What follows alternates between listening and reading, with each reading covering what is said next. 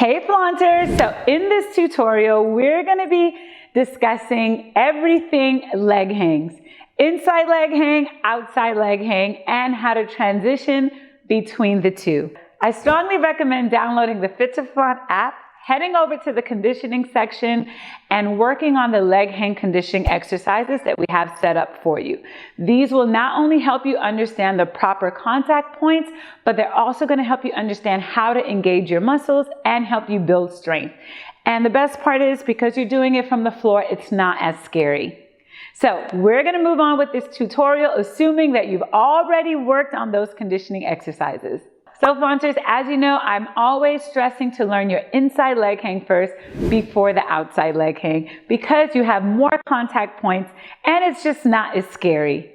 Nessie's going to be going into her inside leg hang, and we're going to be showing you the more common mistakes that students make. Then we'll show you the right way to do it. All right, Nessie, let's do it. So you're in your leg hang. Nessie hooks her inside leg. Mistake number one, Nessie's going to release her hands before dropping her back leg. So she releases her hands. Her back leg is not dropped, so her body is not arched around the pole. She looks uncomfortable, and she can't maintain the leg hang. Mistake number two, scooting your hips way too close to the pole.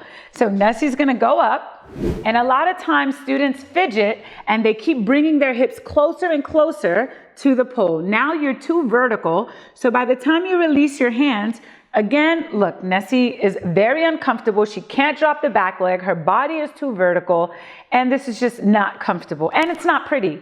Let's bring it down, Nessie.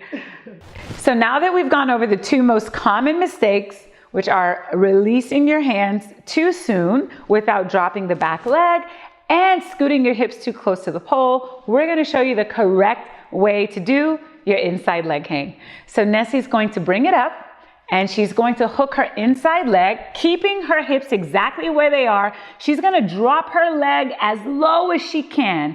Only then will she release her hands and arch her back. She's also going to make sure that she's getting contact with the pole behind her armpit to assist her with remaining secure.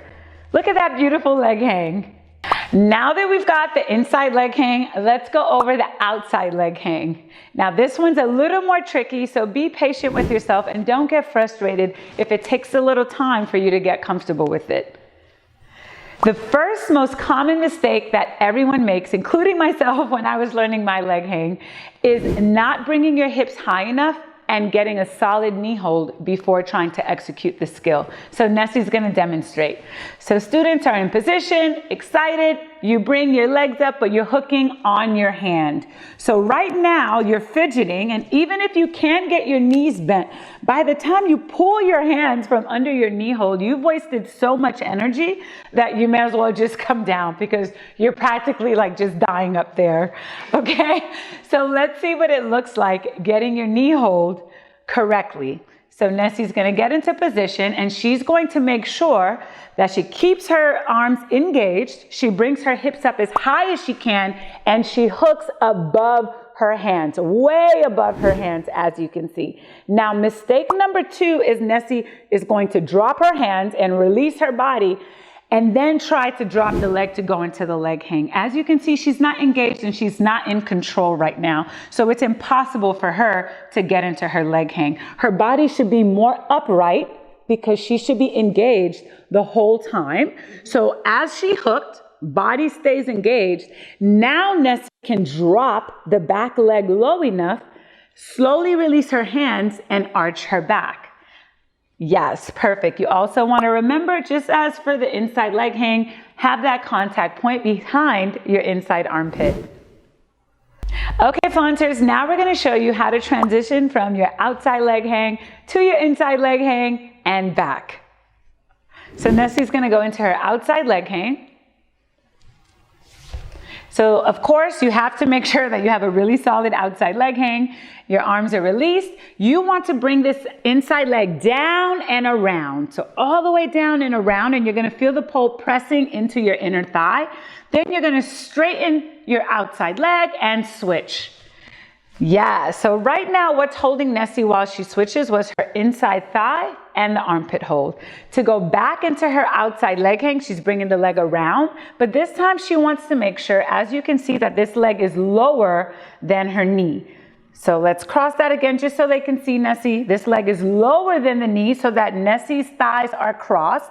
Now she can straighten this leg and switch back to the outside leg hang and bam, bring that inside leg back. All right, flaunters. So again, these were very brief tutorials. For more detailed and in-depth tutorials, download the Fit to Flaunt app and look up our leg hangs and leg hang conditioning exercises.